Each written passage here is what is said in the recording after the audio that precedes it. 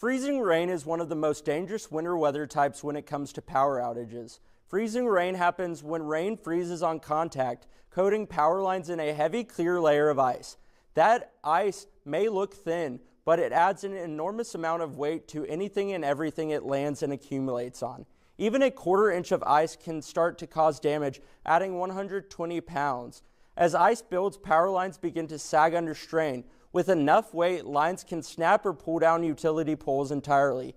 A half inch of ice can add hundreds, around 500 pounds, to a single span of power lines. Ice also accumulates on trees, weighing down branches. Branches can break and fall directly onto power lines. This combination often leads to widespread and long-lasting power outages. In extreme cases, 3/4 of an inch or more of ice accumulation can create nightmare scenarios for utility infrastructure. Downed power lines are extremely dangerous and should never be approached, even if they look inactive. That's why freezing rain is often far more disruptive and dangerous than snow or sleet, and it's important to prepare in case ice starts affecting infrastructure.